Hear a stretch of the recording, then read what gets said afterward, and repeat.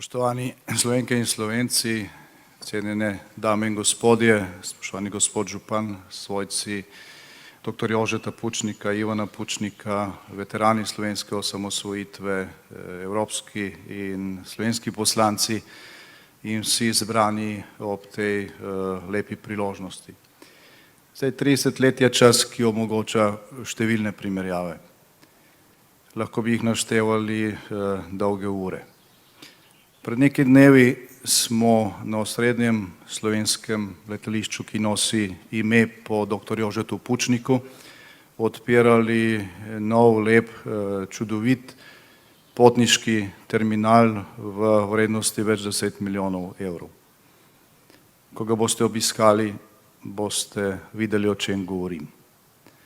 In takrat sem se spomnil, kako današnji čas pravzaprav ne bi mogel biti bolj drugačen od tistega pred 30 leti. Pred 30 leti je bilo srednje slovensko letališče napadeno, uničeno je bilo veliko slovenske imovine, poškodovana naša moderna letala. Tam je padel eden od naših teritorialcev, dva avstrijska novinarja so ubili, ko sta opravljala svoje delo. Po 30 letih pa tisti kraj nudi povsem drugačno podobo. Tudi danes, ko sem prihajal sem Slovensko Bistrico, v kraj s čudovitim imenom, moram reči, se napredek vidi na vsakem koraku. Čestitke gospodu županu in njegovi ekipi, ker ko gre za napredek, ni vse samoumevno. Nič se ne zgodi brez ljudi. In nič se ne zgodi brez poguma in vizije ljudi. In tukaj v Bistrici dokazujete, da vse to imate. Zdaj, pogum in vizijo smo potrebovali tudi pred 30 leti. Zdaj, pogum in vizijo so imeli tisti, ki so se tukaj v tistih težkih junijskih in julijskih časih pogajali in bojevali. Tisti, ki so ali pa ki ste, če kdo tukaj prisoten, zavzeli eno največjih skladišč jugoslovanske armade in s tem močno okrepili slovenski obrambni potencial. Takrat smo imeli ljudi, ki so se bili pripravljeni boriti, ampak za orožja smo imeli mogoče za vsakega petega. In vsako skladišče, ki je bilo zavzeto, je to našo moč povečalo. In v prvih julijskih dneh pred 30 leti je bilo jasno, da slovenske osamosvojitve nihče več ne more ustaviti, tudi če pride še bistveno večja sila. Vsega tega, kar danes vidimo, brez tiste vizije in tistega poguma ne bi bilo. Zdaj, ko govorimo o viziji in modrosti in tudi o pogumu, seveda ne moremo mimo dveh vaših velikih rojakov, ki ste jih počastili s tema kipoma tukaj, mimo vizije in modrosti dr. Jožeta Pučnika, njegovega poguma, pa tudi poguma njegovega brata Ivana Pučnika. Z obema sem takrat sodeloval v koaliciji Demos, v takratni skupščini oziroma v parlamentu, na številnih sestankih, kjer se je preštevalo, kaj imamo, koliko časa še imamo, kaj je še potrebno storiti, kaj je tisto, kar bo Slovencem dejansko omogočilo, da uresničimo odločitev sprejeto na plebiscitu. Tako dr. Jože Pučnik kot Ivan Pučnik sta bila realista. Takrat je bilo tudi v obtoku tudi mnogo idej, ki bi jih težko označili za takšne. Nekateri so razlagali, da pač se bomo razglasili samostojno Slovenijo in naslednji dan bomo pač samostojni. Nihče nam ne bo nič naredil, da bo vse prišlo samo po sebi, da ne potrebujemo nobene obrambne moči. Ne Ivan, ne Jože nista bila med njimi. In ta podpora tistim, ki smo še posebej delali na zavarovanje ukrepov, na zavarovanje slovenske osamosvojitve z ukrepi realne sile, kot smo temu takrat rekli, smo še danes hvaležni za to podporo. Ni bila samoumevna.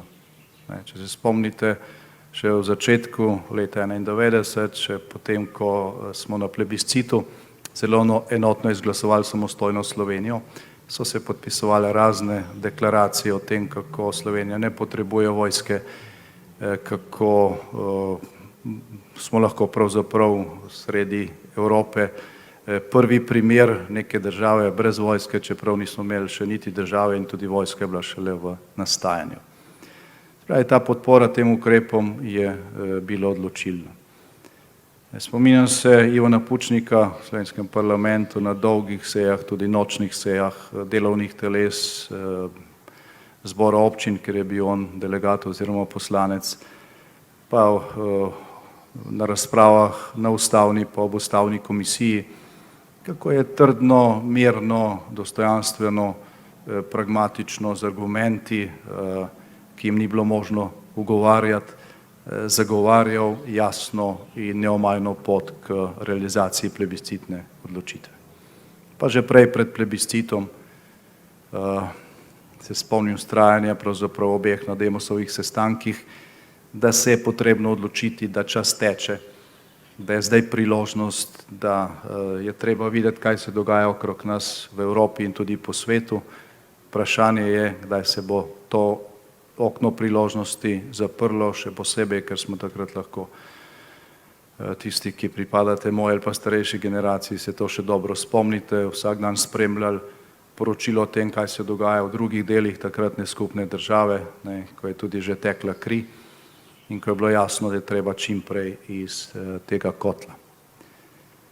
Tako da še veliko je potrebno storiti, da se bomo spoštljivo oddolžili prispevku in spominu tako dr. Jožeta Pučnika kot tudi Ivana Pučnika in hvala vam, ker to tukaj počnete. Zdaj, ko sem rekel na začetku, 30 let omogoča številne primerjave. Zdaj, ko smo se Slovenci osamosvajali in ko so nam nekateri napovedovali zelo črno prihodnost, da bomo jedli travo, da ne bomo preživeli, ko smo dejansko izgubili velik del naših trgov za slovensko gospodarstvo in ko je bilo dejansko težko, smo dejansko štartali za neke izhodišne točke, ki je takrat predstavljala, če se prav spomnim, kakšnih 27% avstrijske gospodarske moči ali pa avstrijske kupne moči na prebivalca. 27%. Danes se Slovenija ponovno po gospodarski krizi in po tavanju v dolgi recesiji po letu 2008 ponovno bliža evropskemu povprečju, nečemu, o čemer smo lahko pred 30 leti samo sanjali.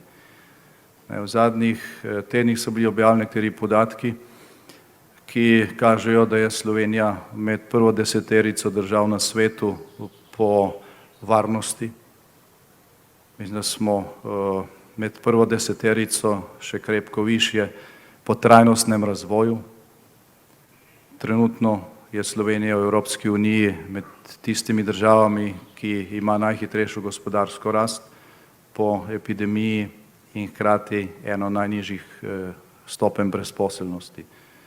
Se pravi, zmoremo, pravzaprav vseh teh 30 let dokazujemo, da zmoremo in kljub temu, da so bile številne priložnosti v tem času tudi zapravljene, primerjava sedanjega časa in časa pred 30 leti kaže, da smo ravnali prav, da zdaj, ko smo gospodar na svoji zemlji, ko smo vključeni v neko skupnost, za katero smo se sami odločili na plebiscitu, tako za Evropsko unijo kot za Zvezo NATO, s katero smo zavarovali našo prihodnost tudi v obrambnem oziroma vojaškem smislu, vse to potrjuje pravilnost takratne odločitve.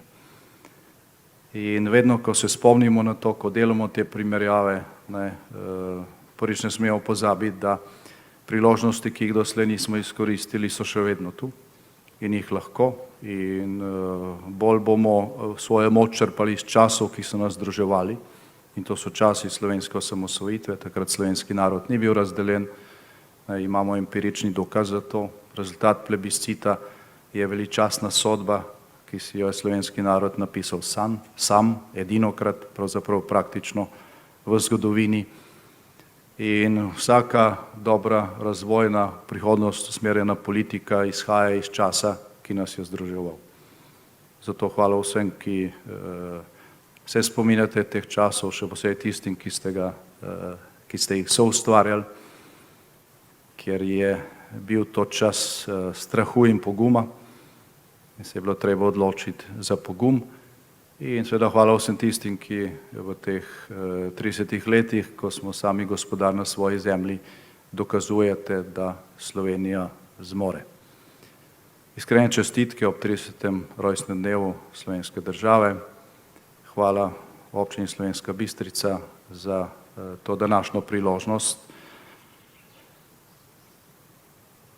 Naš pogled je že uprt v naslednjih 30 let. Zdaj, če bomo izhajali iz vrednot slovenske osamosvojitve, potem je lahko naslednjih 30 let še bolj uspešnih kot ta 30-letja, ki so za nami. Vse dobro, lep večer naprej, Bog živi Slovenijo.